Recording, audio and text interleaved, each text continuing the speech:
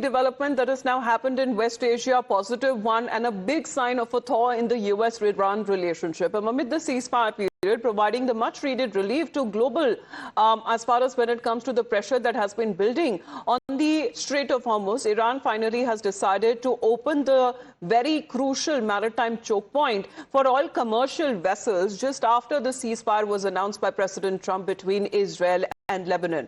However, this seems to be a conditional one, because what President Trump, however, welcoming what Iran has now been declaring as far as the Strait of Hormuz to be open for commercial vehicles, but he's now added a caveat. The U.S. naval blockade of the Strait of Hormuz will, however, remain in place pending the completion of the final political deal with Iran.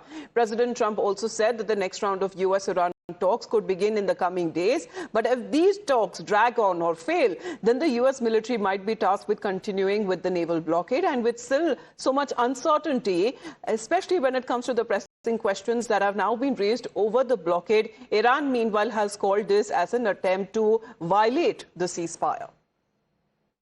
This will be a great and brilliant day for the world, because Iran has just announced that the Strait of Hormuz is fully open and ready for business and full passage.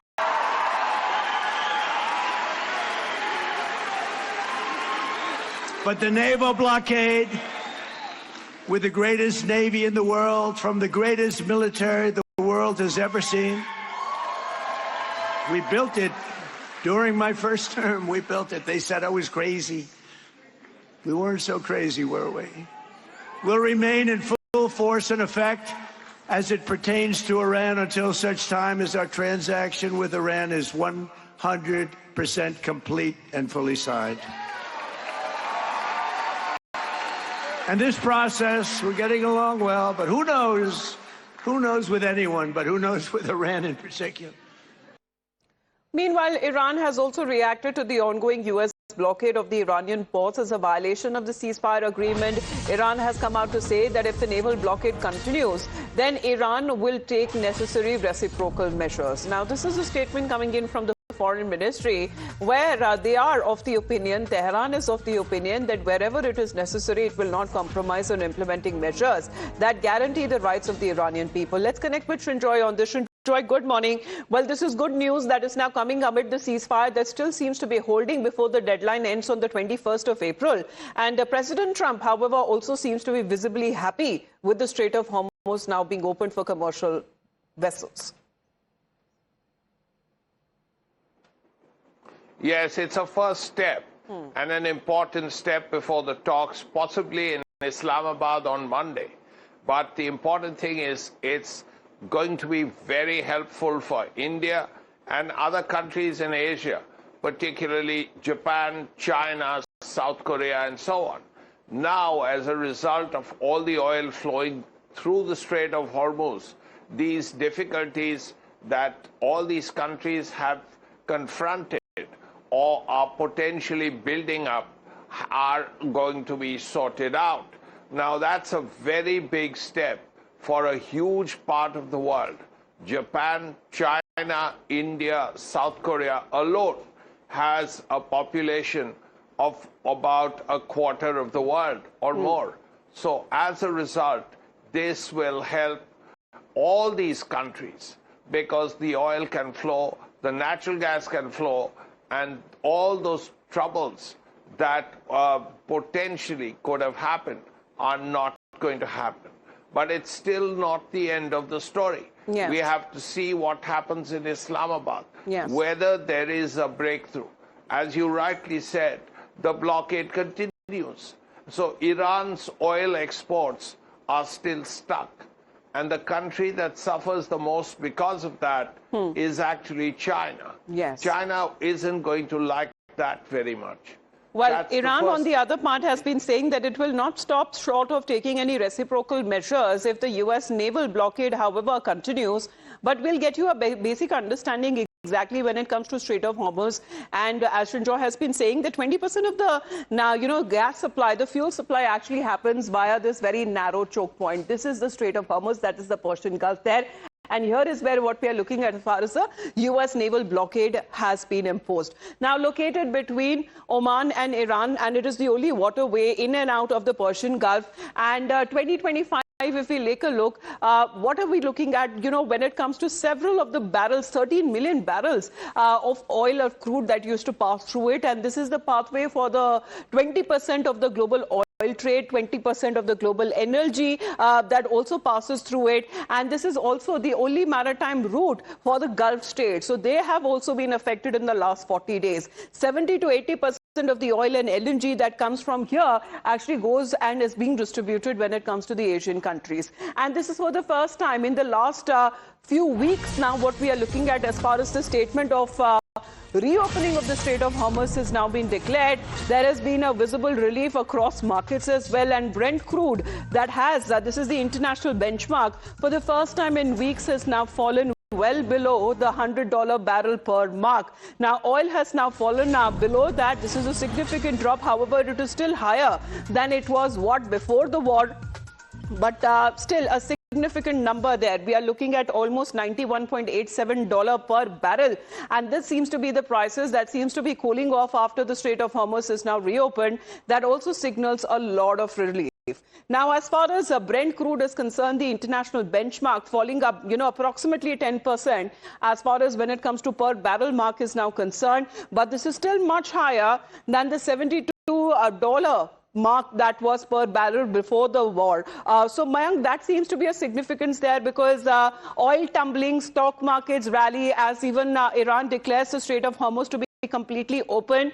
And as it has happened, however, President Trump says that the US blockade will still remain of the Strait of Hormuz. So the markets have been reacting a little bit cautiously.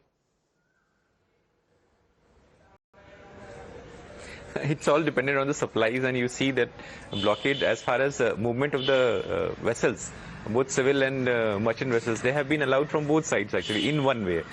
Except for the blockade, which is specifically talking about, or which was said to be only on the vessels which are moving towards Iran or moving out of Iran. So it's definitely a positive move, and the way that different indices have reacted, this what you can see actually. Brent has come down to the extent, and you have rightly brought out, it is still to come down, and that we'll see maybe post Monday talks if they are happening. It may also happen. So let's be positive about that. But then having said that, as our colleague Sanjoy has already brought out, the major supplies have been coming from this side. And that also included things like agricultural product and things like helium also, helium gas, which is important for semiconductors and all. So what we are trying to say is actually cost of living in every which way and across the globe, which was being seen to be changing in one way or the other. Several steps and extreme steps rather that countries had to undertake because, how long will actually their reserves also last? And we are looking at these steps that has been undertaken by multiple countries to ensure that there is a continuous supply of energy coming to those countries. And I'm sure with this statement coming in from President Trump and also being confirmed by Iran, they have now been taking a sigh of relief. But also as far as another relief is now concerned for India in particular, let's focus on that. What has now been said that the US has extended the deadline when it comes to purchase of Russian oil. So India gets another 30-day oil waiver from the US, and this move has now allowed a limited Russian oil purchase, and Delhi gets a breather on the Russian oil because US has now been tweaking when it comes to extending its support on the purchase of Russian oil. So what does it mean, Srinjoy? Because there was a certain... All right. Mr. Kishore Subramaniam is connected with us before I go across to Srinjoy. Mr. Subramanian, good morning. What does it mean as far as this extension of the oil purchase waiver that has been given by the United States to India when it comes to purchase of Russian oil, sir? First of all, I don't think so that India requires its permission from United States. Correct. But having said that, I will also tell you the fact of the matter that today United States, fortunately or unfortunately, dictates the global politics. And as the global head in terms of being the economic superpower, it sort of seems to give the direction, but in a matter of few decades, that wouldn't be the story.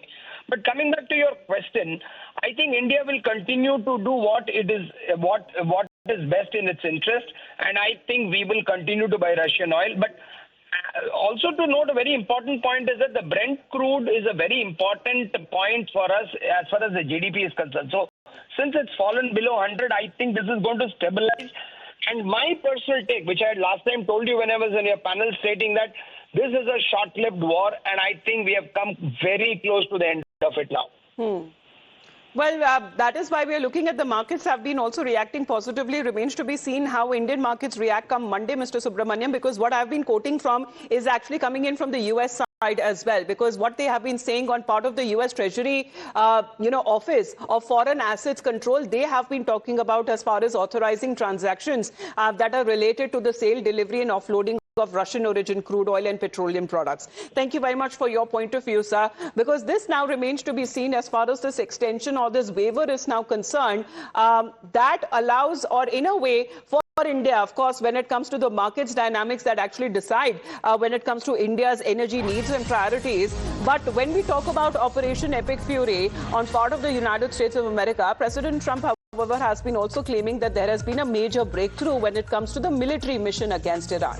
Now, while he is described as the suspension of Tehran's nuclear program and the reopening of the Strait of Hormuz to full passage, President Trump has now said that he would now secure what he calls nuclear dust, which is enriched uranium from Iran without any financial exchange, while asserting that one of the key objectives is restoring free movement through the Strait of Hormuz choke point, which according to President Trump has been achieved. But there is a caveat as far as the naval blockade is now concerned of the Strait of Hormuz that still remains in motion.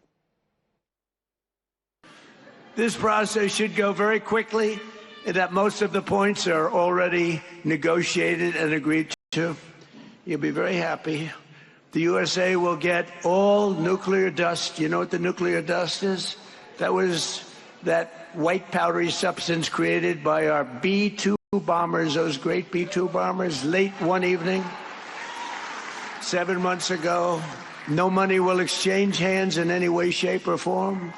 Iran will be, and you know how we're going to get the dust, right? Iran, we were going to take it anyway, but taking it that way is slightly more dangerous, but we were going to get it anyway. But Iran, with the help of the USA, has removed or is removing all of the sea mines, and most importantly, it never agreed, and you'll understand, they will never have a nuclear weapon. They will never have a nuclear weapon.